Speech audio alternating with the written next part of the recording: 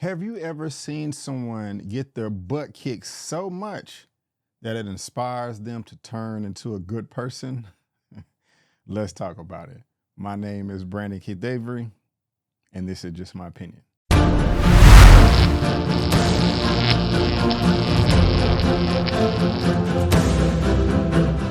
All right, guys, we have another martial arts film that is hitting our streaming platforms. This one right here is Prisoner of War, coming in at 1 hour and 52 minutes. It is rated R, being described as action epic, martial arts, period drama, survival, action, thriller, and war. Oh my gosh, all of that sounds amazing. Y'all can tell I'm super duper excited about this. This was directed by Mr. Louis Mandylor. This is what the gentleman looks like right here. I've never heard of him before, but when we scroll down and look at his filmography, he was responsible for an episode or two of Friends in 2000. I vaguely watched the show. Rambo Last Blood in 2019. Smokers is coming out. Also Operation Blood Hunt, 3 Days in Malay, Christmas Down Under, Blindside at the Blackout, Elwood, and y'all can read the rest. If you have seen any of his past work, or if you are a fan of Mr. Louis Mandylor, please let me know down in the comment section below. Now, when it comes to my expectations for Prisoner of War, I would say that they were medium to high. Now, I am a big fan of Mr. Scott Adkins. He was also in the latest film, John Wick 4. If you can see in the background, he was one of the villains in Doctor Strange in the MCU. And so he's been in the game for a long time, Mr. Scott Adkins. He would just recently had another film called Diablo. It was earlier this year in June 15th, I believe. And I do have a review for it on my channel right here if you guys want to go check that out. That was a great film. I did enjoy that. But as far as my expectations are concerned, I said to myself when I saw the trailer for this, like, wait a minute, Scott, you just had a movie come out like a few months ago. Okay, let's not saturate the market. I like you and I want to see all of your content, but only like once a year, maybe twice. And yes, this is the second film this year, but it just seems so close. And so I didn't just want like a watered down, cheap karate movie that somebody made in their garage just to get a buck. I wanted,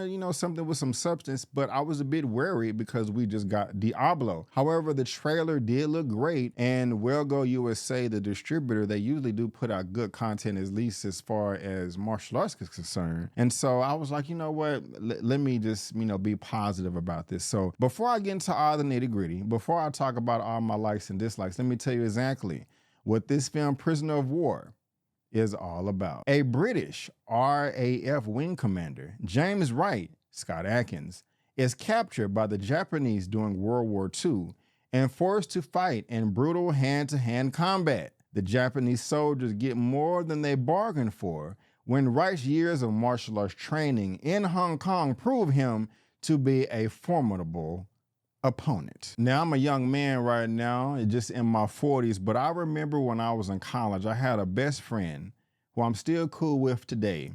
We were both really into martial arts karate movies, and every time one came out, I'd be like, hey man, we got a new karate flick. What's good? We're gonna link up and get it. He would always say, Brandon, I just want to see somebody get their ass kicked. That was his code. That was the language between both of us to let us know, to gauge it, to see if the film was good or not. And I would always answer that question. And I'm gonna answer that question right now. Yes, somebody does get their ass kicked. A lot of people get their ass kicked. And this is a really enjoyable film, guys. I really did like this. I think I actually like this a bit more than Diablo that came out a number of months ago. And the reason why is, and what separates these two films and makes them so great is, in Diablo, the character of Scott Adkins was a father going after a lost daughter, and majority of the fights in that film were one-on-one. They were great. They were epic. I love them dearly. Like the synopsis said, it is set in World War II, so it has that real world feeling to it. Also shot in the Philippines. I don't think any of this is on stage. It all seems like it was shot on location, so it just gives it that much authenticity. But instead of the film focusing on one-on-one fights, we also have 1-on-2, 1-on-3, 1-on-6, 17 versus 17. Again, this is World War II, so this army versus that army, this group versus that group. It is multiple people fighting. It is a war. So you're getting something completely different. Bullets, knives, swords, bombs, ships, airplanes, whatever, all blowing up, blood everywhere, from a $2 million budget, guys. In Hollywood, we have all these superhero comic book films. They get up to 200, 250 million. We rarely get $100 million films, $50 million films produced anymore. This right here had a $2 million budget. That is very, very impressive. That is a shoestring budget, and the quality that we got in this film for such a small amount just goes to show that the people behind the camera knew exactly what to do with the money. They did not waste a dime. Everything was spent with the utmost respect. And I really do appreciate it as an audience member and just a fan of film and just a fan of martial arts in general. So I love the World War II setting, and also this being filmed in the Philippines to give it that real grit. So it just feels like it came right out of a history book. I also like the fact that our lead in this, Scott Adkins, is a British man. He is not American. I don't know why, and I'm an American myself, Black American, but it was just really refreshing to see a white man in the leading role that was not American. I just like a different perspective every once in a while, and not to say that we've never got that before in any type of film or television entertainment. Of course we have, but it just kind of felt new for me in this iteration. And the Americans in this film are not crapped on or anything like that. They put forth a great effort as well. The mission towards the end of the film would not have been accomplished if it wasn't for them in the first place. So they deserve their respect too. And that is a supporting character, at least two that I'm speaking of vaguely right now, but it's not just those two. It is all the supporting characters. Everyone gave a valiant effort to survive this situation that they're in behind enemy lines. I loved all the characters in this film, the protagonist, the antagonist, the supporting characters, the extras. Everybody did a phenomenal job. I have one nitpick I'll talk about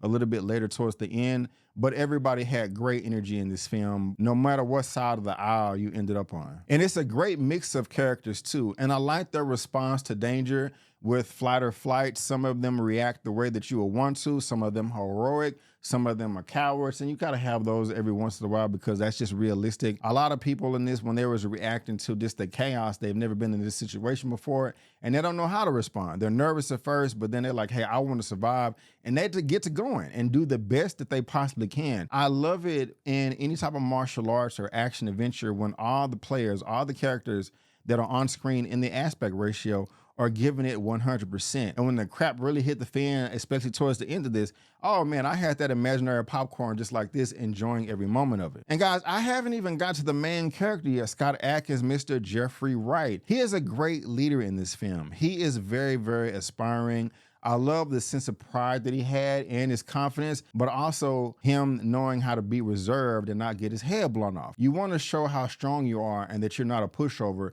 but you don't want to run your mouth too much to where you get your head blown off because, again, for the third time, you are behind enemy lines and you are trying to survive. He's the type of guy that always looks at the glass half full. He will never give up. He will always try to seek a positive outcome and look for the light. That is the type of attitude that you need. That is the type of person that you need at the front of the pack, not in the middle and not at the back either. I love his code of conduct. He was very, very honorable. He was very, very caring. He knew how to rally the men together, and he also knew how to smooth talk the ladies too when that was necessary. Not to get some ass or to have sex or get over on them, but just to finesse the situation the best he could so everyone can have the best, most positive outcome possible. And this dude could fight too. He can throw down. He didn't know just one style. He knew multiple styles. It's clear that he has gone around the world and takes his body, his temple very, very seriously. He wants to craft it to the best model that it can possibly be with the secret weapon, the forbidden technique, to where he gathers up the energy in his lungs and releases it in his arms and fists into the last moment and delivers a very, very powerful blow. That may sound corny with my description right there, but the way it was showcased in this film was badass and I loved it. Like, fighting is like a lifestyle to him. Like, fighting is like taking a shower, putting on deodorant, brushing your teeth. And that's just cool to look at on the big screen. It's like, man, that guy is a badass. You know, I wish I can do that. You know, maybe I can, maybe I can't. But yes, I wish that I could do that. Like I said earlier, he is very, very inspiring. Kind of like the character of Goku from Dragon Ball Z. If you don't know, Goku was the type of character to no matter what enemy he faced, if he didn't kill them out of self-defense, He was just so nice and inspiring that he turned them good. He flipped them over to the good side. They became friends and family. And that is the type of person that Mr. Jeffrey Wright is, played by Scott Adkins in this film. And when it comes to the fighting, the choreography in this film, it is crisp. I love the style that the director used. This is kind of a battle royale tournament type setting to where you're behind enemy lines, and the lieutenant colonel, where we're going to talk about the villain, the antagonist, okay? He is just trying to be entertained. He's very, very sadistic and gets off on his prisoners, beating the crap out of each other. And what the director does when the characters are fighting is it's a ton of 360 degrees with long takes of the camera just spinning around and around the characters as they're fighting. And like I said, very, very long takes. This is done very well. It's not shot too slow. It's not shot too fast. It's at the right pace so that you can follow it. And for the third time I said, there are very, very long takes, and the shots are very, very wide too, so you can really see what's going on and follow all the punches. But when he's doing this 360-degree spin, going through all this martial arts, great choreography, every time Jeffrey Wright is going to do a finish move, it slows down and pans out even more so you can soak it all in. So it's like spin, spin, spin, spin, spin while they're fighting. When they're fighting, finish move, zoom out, bam, and then does it again, and then does it again. And I love that. But that's only, it was like a signature move of the camera only with Jeffrey Wright. With other characters, as they're fighting as well, it doesn't focus on them that much. It's just a completely different sequence of shots. And I like that too. So it's not like repetitive. You know, you kind of just getting something new. Those other characters have their slow motion moments as well. James Wright is not the only character, even though he's the main that the film is focusing on with the fights. You have all these other tones with other guards and other prisoners in this film where it's building up throughout. So at the end, again, when the crap hits the fan, it's like, oh yeah, you was talking shit a few weeks ago. It's wartime now, less fight, less battle. Okay, I'm more interested in this fight than the main, you know what I'm saying? So I'm loving that too. And I also love the power scaling in the fighters as well. You know, you have your people at the bottom, then you have your advanced, more elite fighters, and then you have James at the very, very top. And some of the characters that I thought was going to give him some great competition got taken out like that. So it just kind of goes to show how advanced he really is. I read in synopsis that the lieutenant colonel got more than he bargained for. James over here just whooping up all his men, and he bitter and don't know how to take it. And it's hilarious, but serious at the same time. And guys, this is also very brutal, okay? People get their butts kicked, they get their heads chopped off, decapitation. They show a lot of blood, they show a lot of broken bones, and it's crazy, okay? This is not just too much, but it's not for the faint at heart either. It was a good balance for me. I did appreciate it. You know, I did like the brutality and didn't think they did it overboard. This is not Kill Bill where blood is squirting all over the place, all over the table and on people's clothes and stuff, but it still really is brutal, and so just want to let you know that as well. The pacing in this film is great. You know, I was not bored at all with it coming in at 1 hour and 52 minutes. I thought the dialogue was very thought out and somewhat comedic at the right moments. I mean, coming from James Wright's character, I said earlier that he's very, very confident, stern, but you know, he's very reserved too. I'm just thinking of one scene to where he's like, the Navajo only understand the Navajo. You know, he's being serious, but I also got a chuckle out of it, you know, because he's really getting under the skin of the antagonist. And we do have to talk about the antagonist. Yes, the Lieutenant Colonel Ito, played by Mr. Peter Shinkoda. I had such a great time hating his character because, my goodness gracious, this man was despicable. Okay, I had a love-hate relationship with him because he did not follow the rules of engagement, the rules of war. He made up his own rules. And while at moments he did have honor, there were other moments to where he was just a bitch ass coward, and he really deserved to get his ass whooped. If he did or not, you'll just have to see the film or not.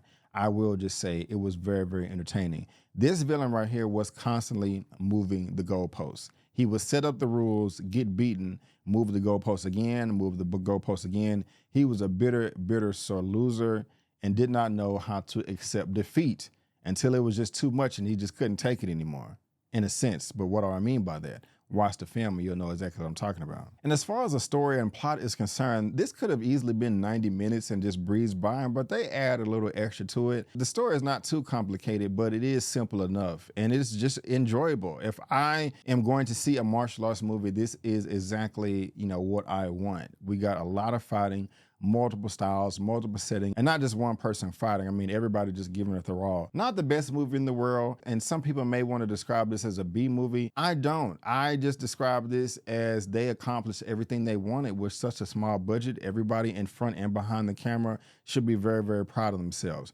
The only thing that I did not like in this film was at one point, James got his ass beat severely, but then a few seconds later, he was still able to get up and just beat more ass. And I'm like, okay, like, are you invincible, that you feel no pain in that at all? And my other small nitpick was the intro scene I was not in love with, because while I talked about how majority of this was shot on location in the Philippines and it felt like it was very authentic and gritty, in the opening scene, there were a group of black belts and it looked like they opened up their gi uniforms like 5 minutes before they said action. It looked like they just came off the assembly line.